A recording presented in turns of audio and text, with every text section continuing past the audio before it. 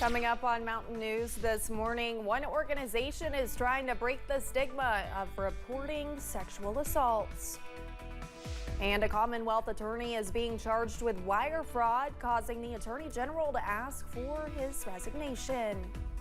Dedicated to Eastern and Southern Kentucky, this is WYMT Mountain News this morning. Good morning, I'm Olivia Calfee. The time is 5:30 on Monday, April 15th. Now let's send it over to meteorologist Mace Michaels for a look at your forecast this morning. Hi, Olivia. Good morning. We're looking at quiet weather conditions for us. We're actually edging on the warmer side with temps up in the mid-60s. The sky is mostly clear. Later today, it looks warm. We should be well up into the 80s with some thunderstorms firing, but not a lot of them. Kind of hit and miss type storms. Mid-60s right now as you step outside in Hazard. And again, our sky is looking mostly clear. As you check the rest of the area temperatures, a lot of 60s on the map at this hour. Couple of pockets of cooler weather like Jonesville at 48 and some 50s towards Wise, Clintwood, and also around the Ashland area. Again, it is mostly clear throughout the region. You'll notice a few clouds here on the satellite and radar loop from late last night, but just some thin, wispy clouds around. We should be mostly sunny for the majority of the day today. High temperatures up into the low 80s with a few storms possible later on. More on those rain chances for the rest of the week coming up, Olivia. All right, Mace, thank you. One man was found dead following a house fire in Rockcastle County. Kentucky State Police Post 11 out of London received a 911 call out of Rockcastle County early Sunday morning related to a house fire in the Broadhead area. KSP Post 11 Trooper Scotty Pennington says one man was found dead. Officials say for now an autopsy has been scheduled and the investigation is ongoing. The month of April is Sexual Assault Awareness and Prevention Month, and one Eastern Kentucky organization is working to provide resources to survivors and spread awareness. WYMT's RJ Johnson explains. The Rising Center serves as the regional sexual violence resource center for several Eastern Kentucky counties. Prevention educator Dylan Mosley says sexual assault happens every day and everywhere. When we're out in the community showing people that, hey, we're here for you, we support you, and even if it was something that happened years ago and they're just now feeling comfortable enough to come and disclose that assault, we're here for you. And especially in April, we just try to get everyone involved. Saying they will continue spreading awareness with the community. We think that when the community gets involved as a whole, then we can start changing the landscape of the way that it's perceived and sexual violence is perceived, because right now there's still such a stigma on reporting anything to do with sexual violence. And we think the more people get involved and the more that we start that conversation, the less stigma will be around something several people might face every day. And more people will report and disclose that they've been assaulted, or they will come to us for information on how to help someone that's been assaulted.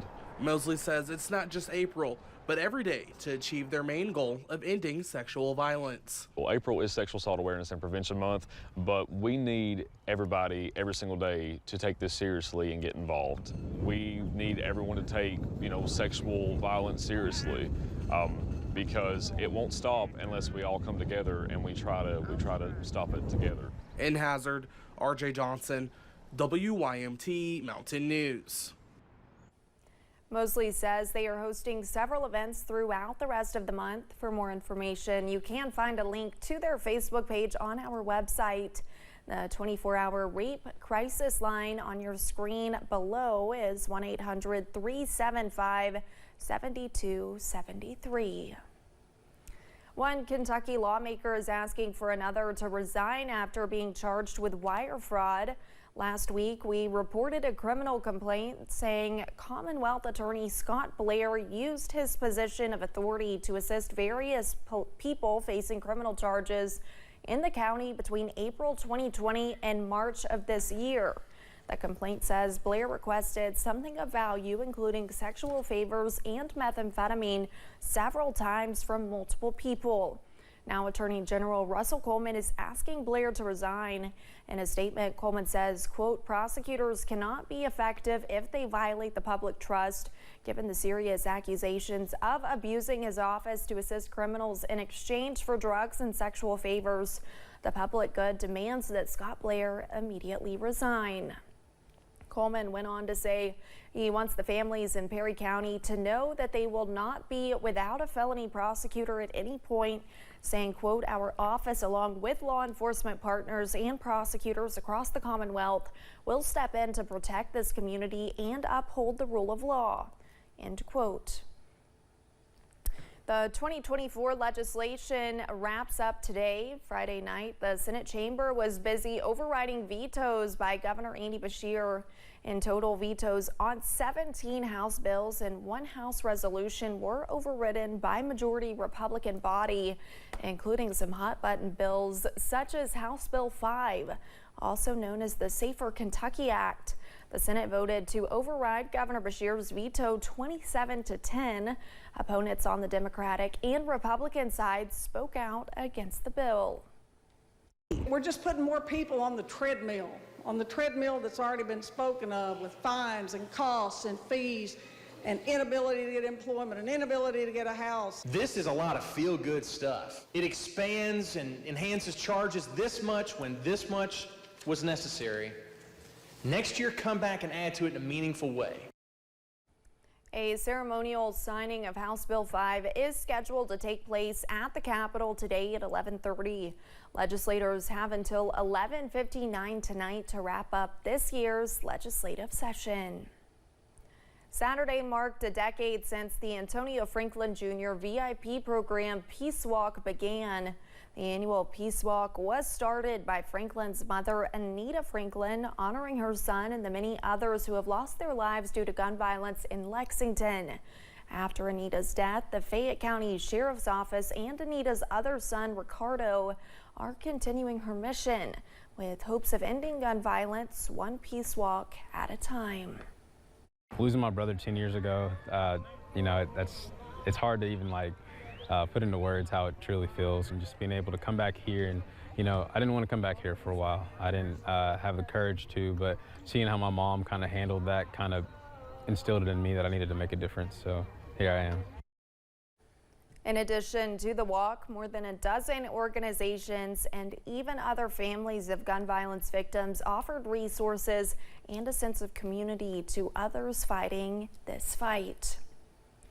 The Knott County Community Foundation is working to help its people recover after the 2022 floods, and the group is making a lot of noise to let people know they're here.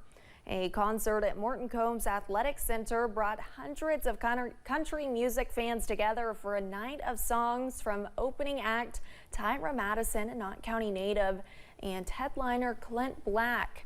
The concert was a kickoff to the foundation's plan for fundraising, presenting a check for $25,000 to Knott County long-term recovery, with posted opportunities to donate plastered around the venue. Representatives say it is all about visibility for the foundation and bringing a little vibrance after the floods. Lots of things, lots of pieces of the puzzle here, but the main thing is we want the community, and I'm seeing them just come streaming in right now. We want the community to enjoy a night of celebration together that, we're building back, and we're building back better.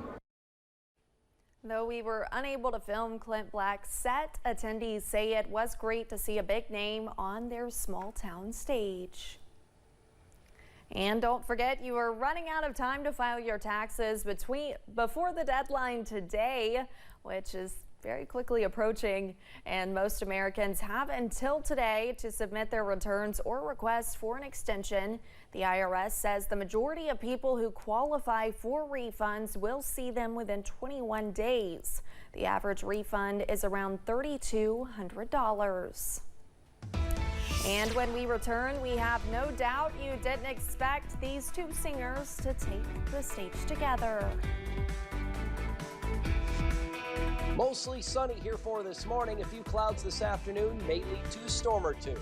Full forecast is coming up.